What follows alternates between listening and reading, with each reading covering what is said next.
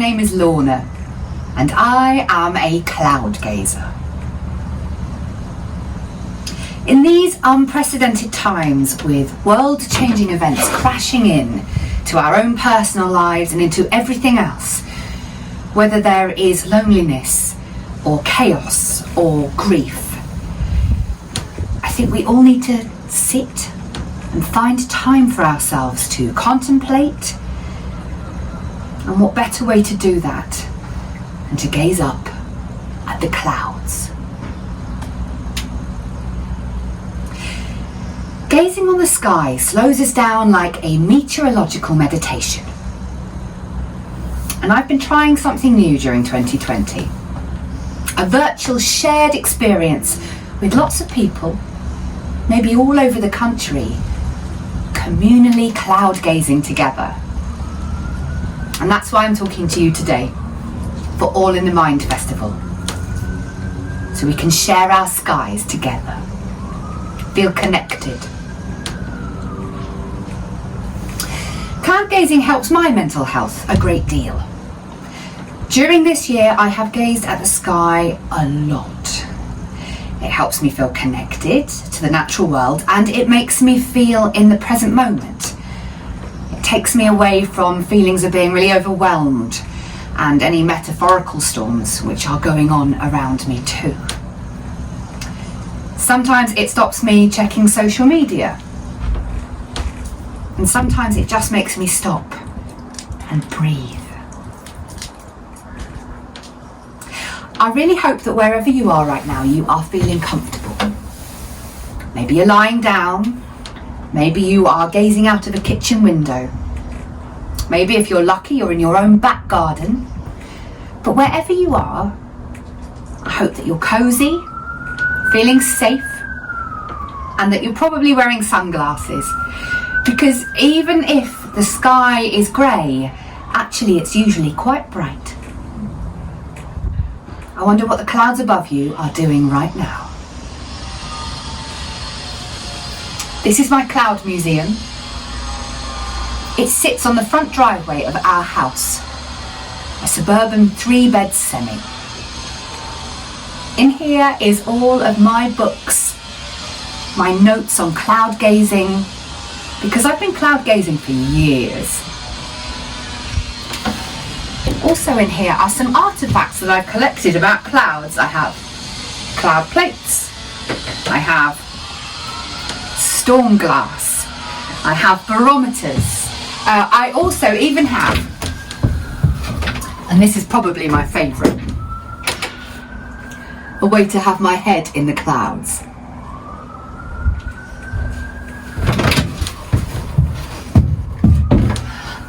Facts and charts and identification books, all ways that allow me to get into watching the clouds.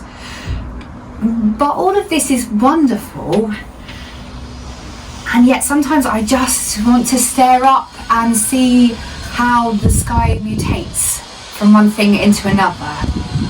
A little bit like staring into a fire or gazing at a lava lamp. All of it makes me slow down and breathe.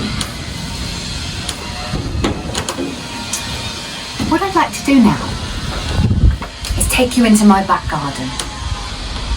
I want to show you where I cloud gaze from more often than not.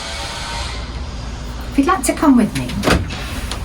Oh, just before we go, when you keep listening, a bit later on, I'll tell you about this photograph. It's me wearing a cloud costume, but it's actually an atomic cloud costume. I'll tell you about it later. Anyway, if you'd like to follow me out of the Cloud Museum, I'm going to take a blanket as well.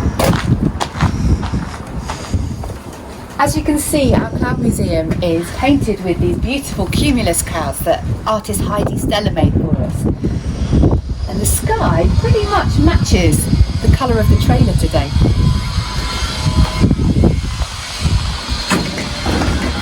To follow me into our scruffy back garden.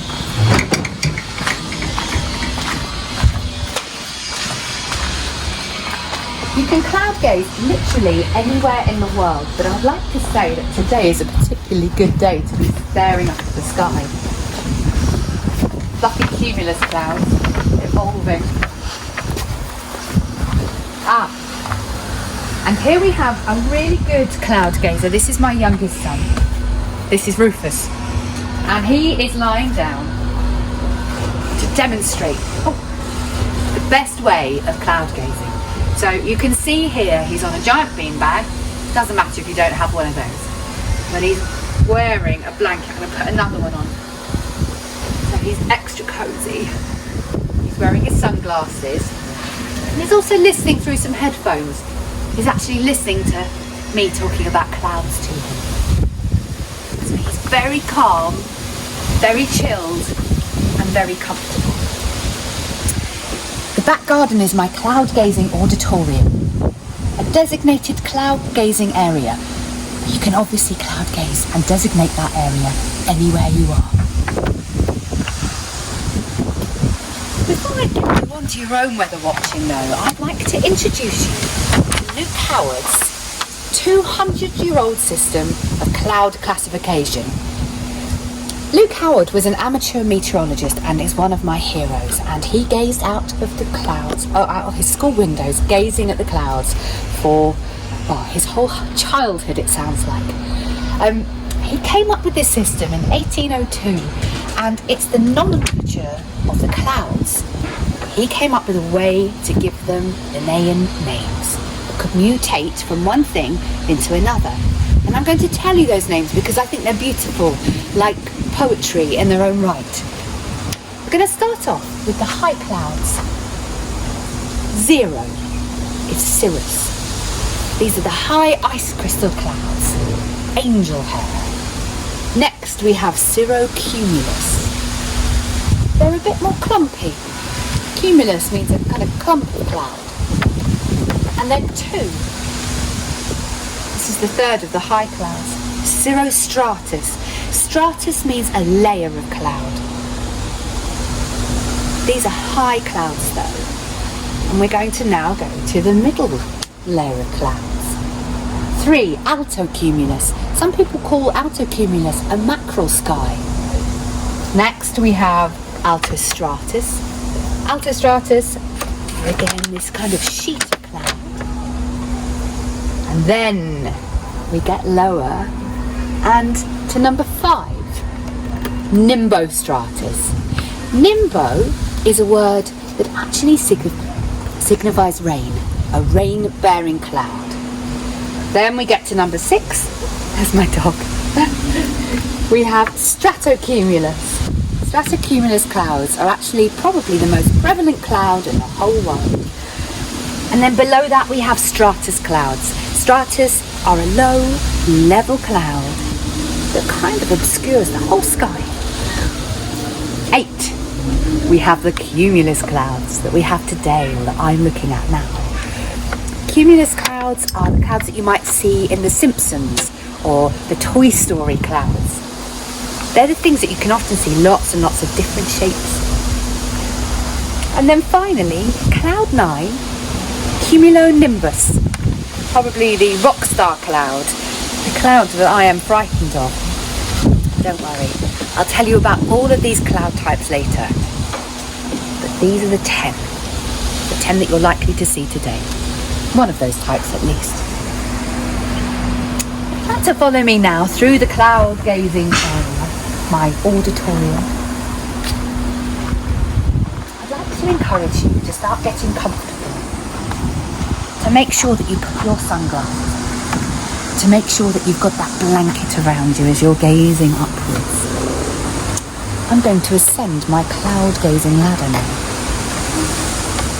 because clouds are a gallery of constant change, and I'm interested to see what they're doing right now. Wherever you are, I'd like you to start gazing up. Look away from your screen. Start looking up at what the sky above is doing right now.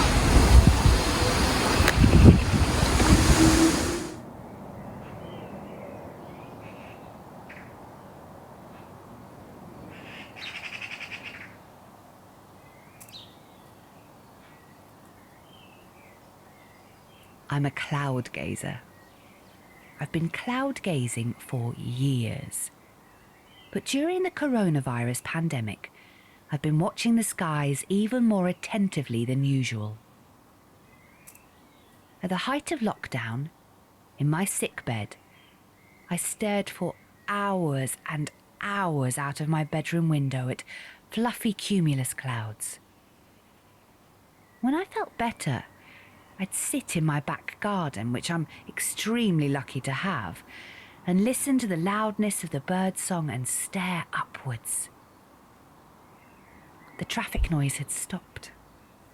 The sounds of nature were suddenly gloriously deafening, and I'd marvel at the clear blue skies just occasionally scudded with high cirrus clouds.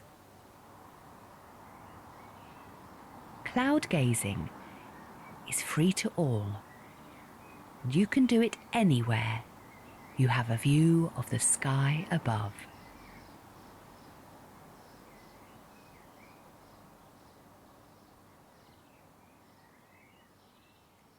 You've just entered my auditorium, and together we're going to watch the Theatre of the Skies.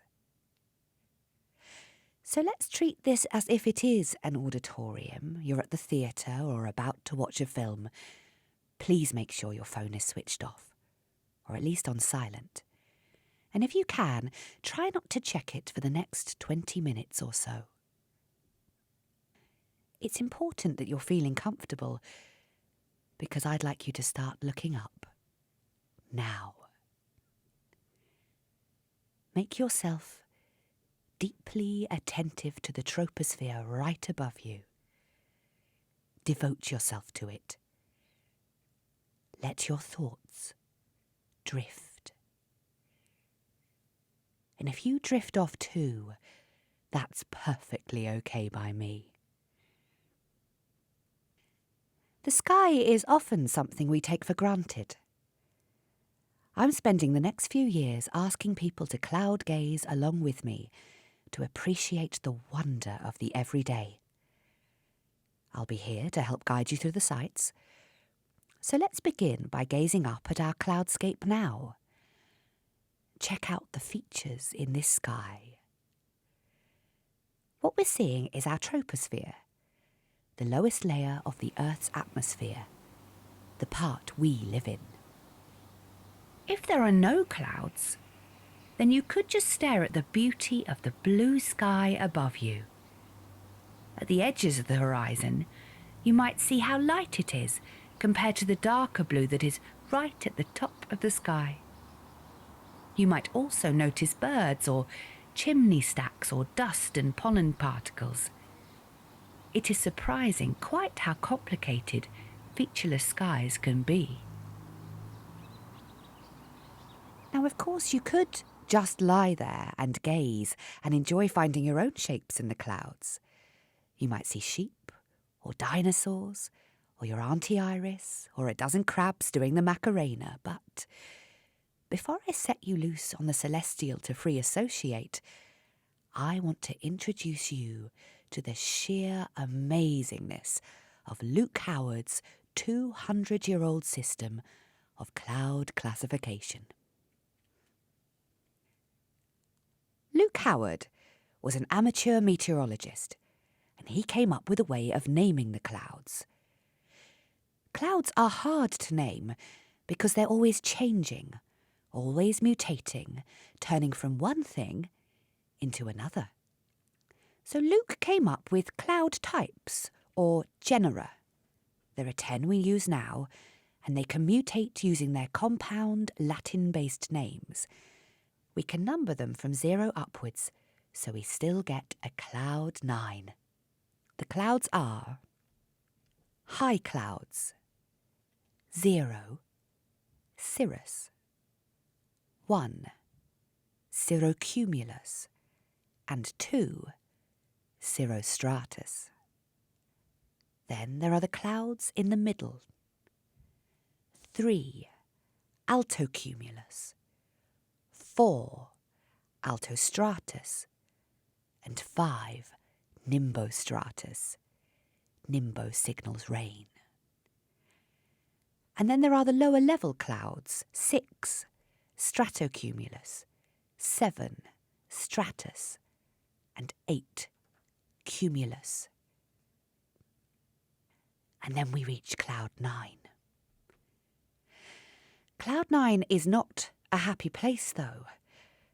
Cloud 9 is in fact the most frightening cloud of them all, the thunderstorm, cumulonimbus. I was at the Cloud Appreciation Society conference a couple of years ago. It is a thing. And 3 different pilots told me about the story of a paraglider, Eva Wisniewska, who was sucked into a cumulonimbus. The cloud lifted her up to 32,000 feet. That's where airliners fly. And it rendered her completely unconscious.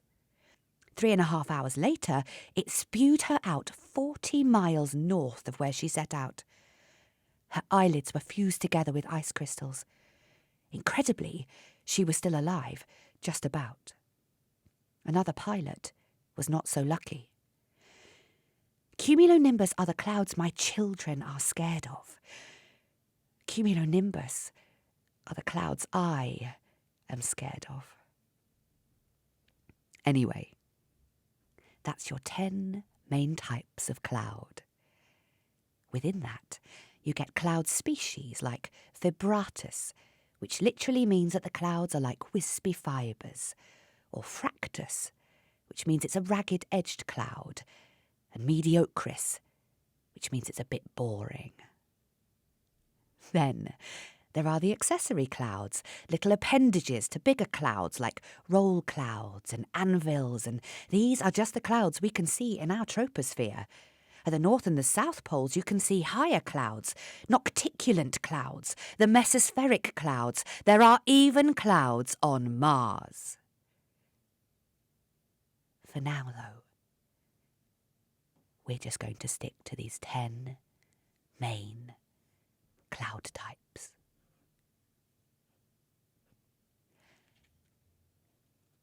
I should mention that it's okay if you begin to feel so relaxed that you want to shut your eyes for a bit. When you open them again, your cloudscape may well have changed. When my dad turned 66, I wasn't sure how to best celebrate his birthday. In many ways, we're quite different. Our political views are often diametrically opposed, but we are enthusiasts, and we both love films about roads. And we've both always wanted to drive across America, so to the rest of our family's surprise, we decided to make a pilgrimage across the land of myth and legend together. Route 66 for his 66th, cloud spotting as we went. We started our journey in Chicago. The sky was the bluest blue. There were no clouds, save only for the bright white slashes of plane contrails. Contrail is a conflation of the words condensation trail. When Luke Howard came up with his system of cloud classification in the 19th century, there was no such phenomena. They're a new, entirely human-made cloud. Although the idea of our long-haul flight spewing out contrails did cause me some very real environmental agony, I wanted to see America. I wanted to see America with my dad.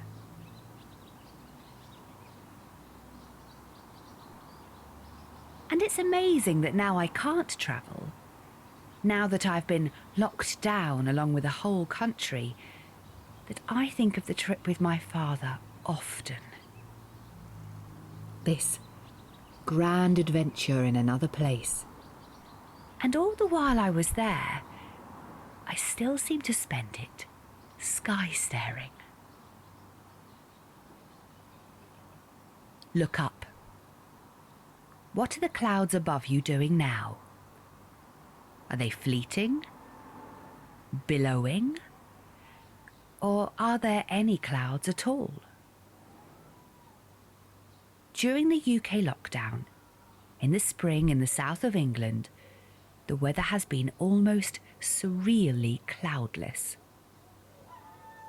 I live under a flight path, and it has been noticeable that the familiar high cirrus cloud, formed by dissipating contrails, has all but disappeared for days and days on end.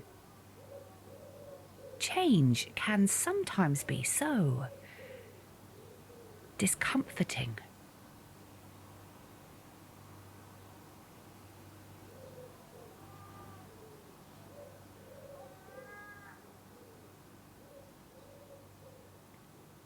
One of the great things about being a cloud spotter is that there are clouds wherever you are in the world.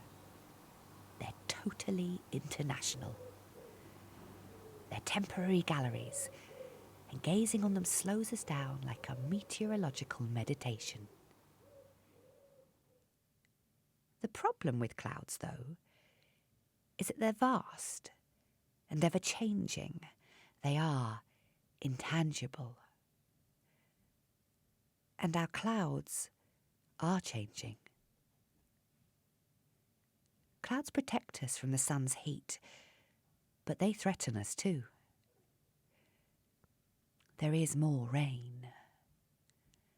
There are more rain clouds.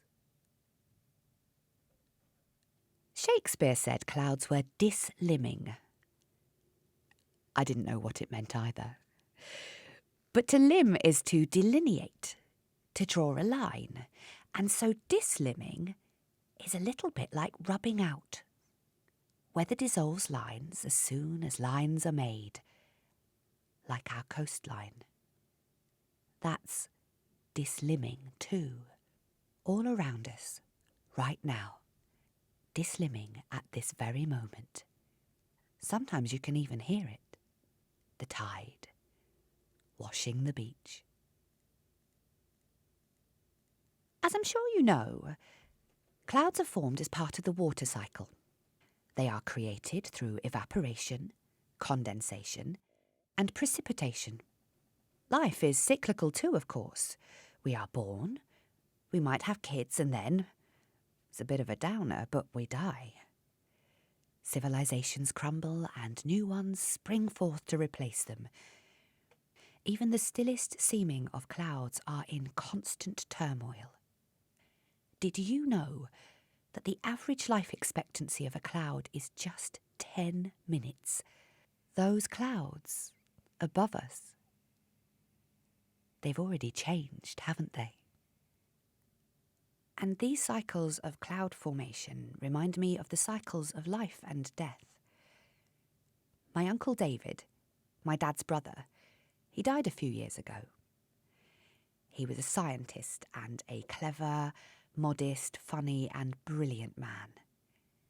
He worked in overseas development all over the world, helping people to grow crops with better irrigation systems and harnessing the power of nature to improve lives.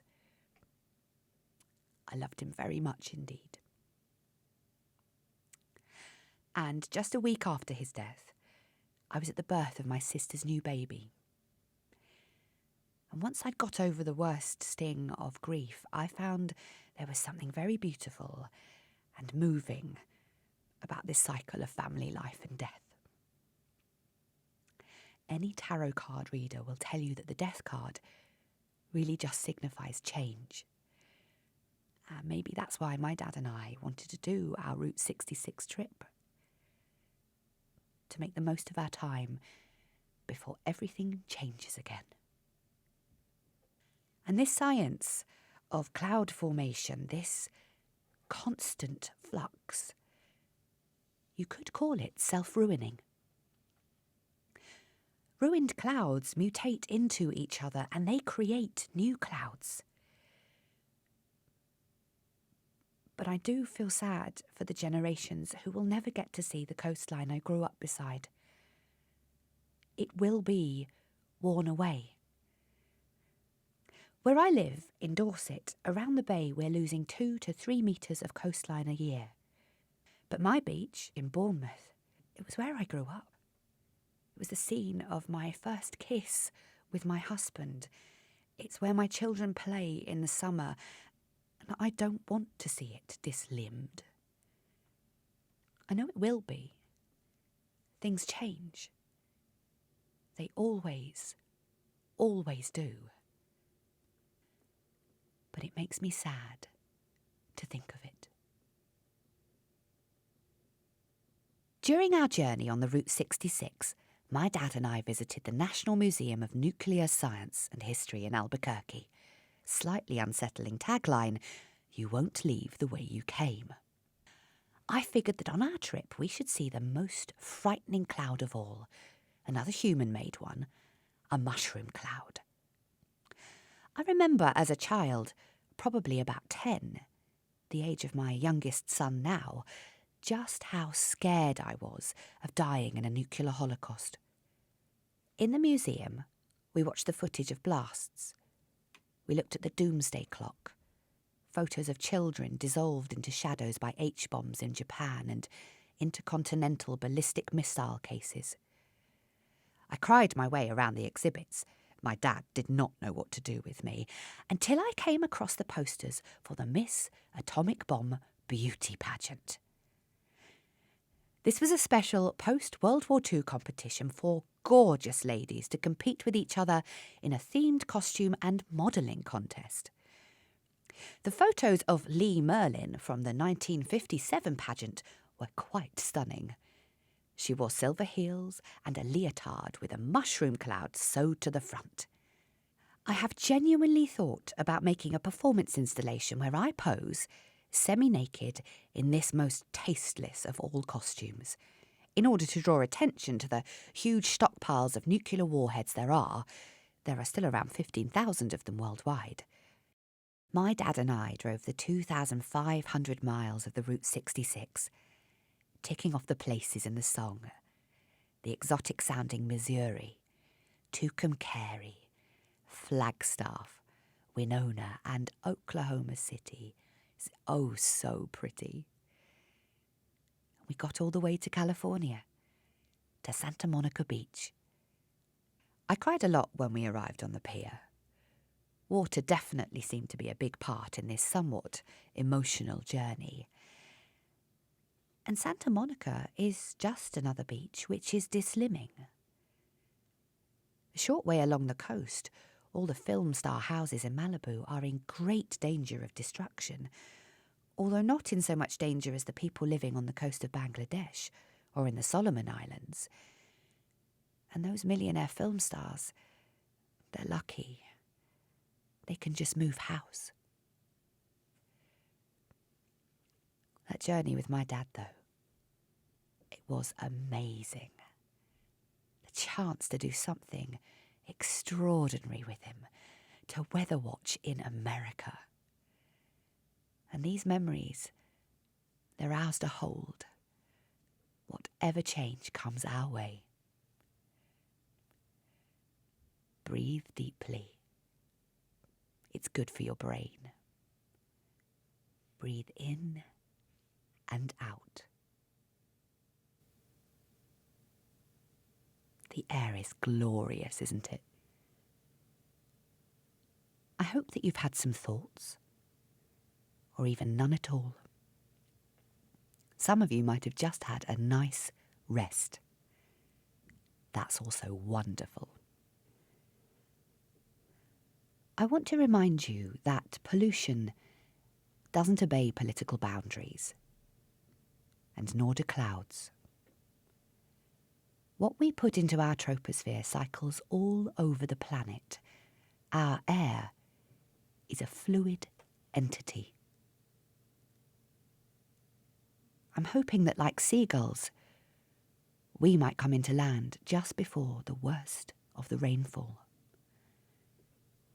I think we can.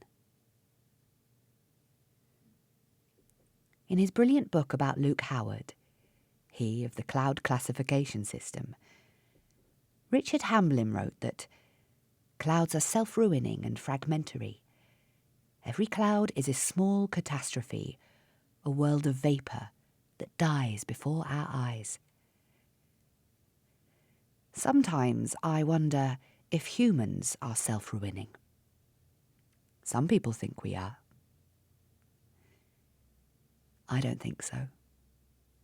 I think we can take our cue from the water molecules in our atmosphere, their constant change and adaptation. We are such brilliant creatures. You are such a brilliant creature.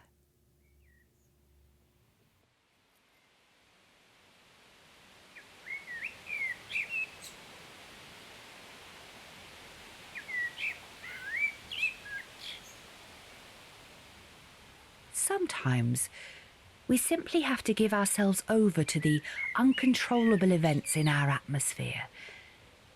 And other times, well, science shows that we can have an effect on our skies. One thing I do know, above all else, is that the world can rely on a changeable sky. Thank you for gazing with me today.